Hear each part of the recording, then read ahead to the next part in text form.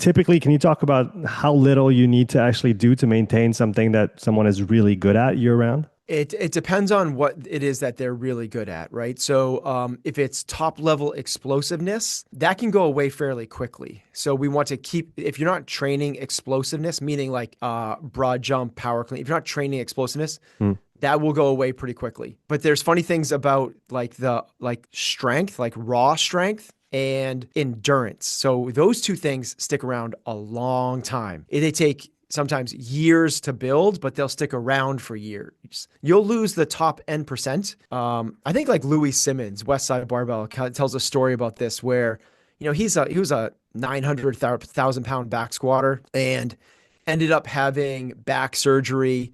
Spent the half a year laid up and another half of the year kind of just like getting back to some level of capacity. Hmm. But, without having done anything for a year, he got underneath the barbell and squatted like 700 pounds. Like you're still one of the super strongest people that's ever walked planet Earth. Hmm.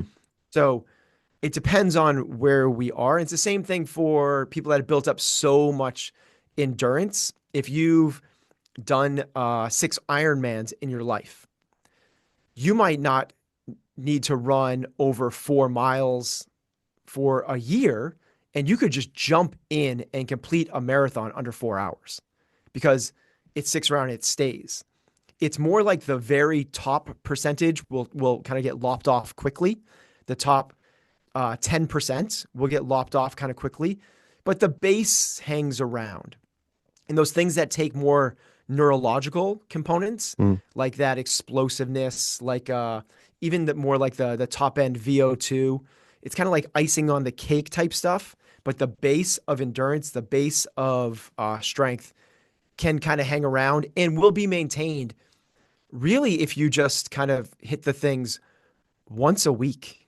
And that sounds really little, but if you did a one long run a week, after building a base, really strong aerobic base, again, you've done 6 Ironmans or you've run multiple marathons, and you just maintain running one long run a week, meaning something like a 90-minute to a 2-hour run, something that 10 to 15 mile range once a week, you're going to hold on to like that 90% capacity, be able to jump right back in to like a 6-week training peak if you wanted to. It's the same thing with strength. If you just get underneath a heavy something for each kind of major movement pattern, so heavy squat, heavy pull, and heavy push, you'll be able to maintain something for a really long time just doing that once a week without like, you don't have to be even 90% plus. If you're hanging around that 80%, you can maintain for, a really high capacity.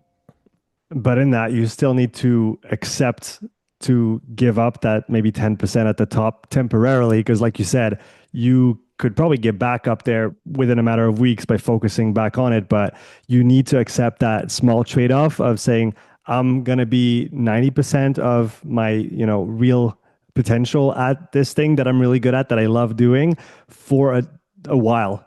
But then I'm going to be able to come back faster. But that's often the price of, can I actually improve that weaknesses? Because am I giving it enough time to get better? Yeah, and I would actually say that if we're measuring it not in terms of my capacity in that one actual specific domain, but we're measuring it in your total fitness, which is the balance across, right? That's what we're actually looking for, is the balance across those 3. And the easy way to kind of picture that is imagine like 3 concentric circles. And you have the circle of strength, you have the circle of conditioning, you have the circle of mobility. Well, which circle is the smallest? Like, most likely you could work on that one and actually lose nothing. There's the reason for GPP programming in general. The contention is that if you work on that thing, improve your weakest link, not like pour everything into it, but you bring it from a 4 to a 5 to a 6 on a scale of 1 to 10, you probably are not going to lose anything off the top on the other 2 categories and actually may even improve them. We've seen this a lot with marathon runners who feel like they plateaued. They get in a strength program and all of a sudden now they're busting through PRs. And it happens on the flip side as well. You have these strength power athletes that get a little bit more conditioning on their belt and they start busting through because they're better conditioned. They recover faster. They handle higher loads better. They can compete better because they can go and get underneath the bar at a powerlifting competition faster than they would have before, where maybe their timing comes up on the platform quicker than they normally would have, and they can handle more. So we kind of understand that it is, yes, chase the peak because that's what it feels good. That's what's going to be able to post on Instagram. But and it's not to say that that's wrong, because a peak capacity in one area, having a big circle is better than having no big circles, right? Mm-hmm. So it'd be awesome if our athletes were squatting 500 pounds. But what we're saying is, if you squat 500 pounds, but you can't get your arms fully extended over your head, that's a major deficiency. And instead of trying to get to 550, it would make a lot more sense to try to work on that, that shoulder flexion and extension.